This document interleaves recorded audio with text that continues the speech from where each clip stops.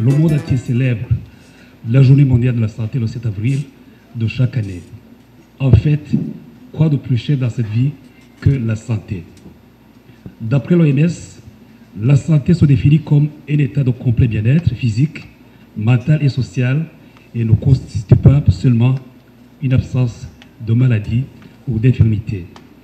Bien que reconnu par tout le monde comme un droit inaliénable, mais aussi une condition sine qua non du développement social et économique auquel aspirent tous les peuples du monde, la santé ne bénéficie pas d'un investissement suffisant par rapport aux autres secteurs de la santé nationale, et ce, d'après les statistiques de l'OMS dans tous les pays membres qui ont souscrit à la création de cette organisation mondiale.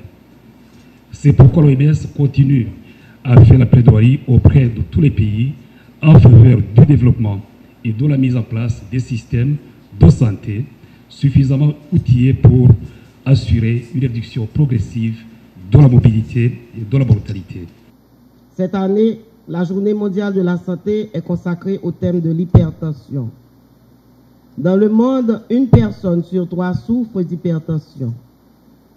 Ici, nous entendons souvent dire « moi souffre tension ».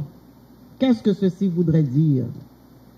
Eh bien, ceci voudrait dire que ces individus côtoient à chaque seconde de leur existence une crise cardiaque, un accident vasculaire cérébral, une insuffisance rénale, une cécité pour ne citer que cela, et si cette hypertension n'est ni contrôlée, ni soignée, la mort par anticipation. Le risque de ces contaminations, de ces complications, s'aggrave encore plus quand cette hypertension s'associe à d'autres pathologies, comme le diabète, par exemple.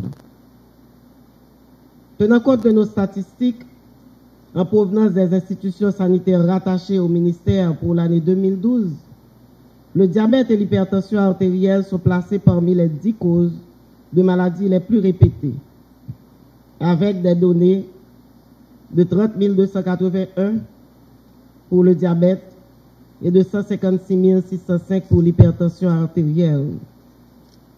Nous savons tous que ces chiffres sont sous-rapportés.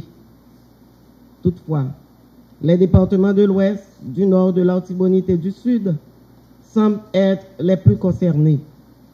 Les femmes, nous venons de le voir par des études scientifiquement démontrées, sont les plus touchées, avec plus de 62% des cas au niveau national, contre 38% chez les hommes, et ceci quel que soit le département. On retrouve plus de cas chez les personnes entre 25 et 49 ans. N'oublions pas que nous avons une population à prédominance féminine et une population jeune. Ces cas sont encore retrouvés entre les gens âgés de 50 et plus. Cependant, pas mal de cas sont enregistrés au niveau des enfants de moins de 10 ans et chez les adolescents entre 10 et 14 ans. Fort de ce constat, Leurs Excellences le Président de la République, M. Michel Joseph Martelly, et le Premier ministre Laurent Lamotte font de l'hypertension artérielle, entre autres facteurs de maladies cardiovasculaires, l'une des priorités gouvernementales. Notre vision à nous tous au niveau du ministère de la Santé publique et de la Population est claire.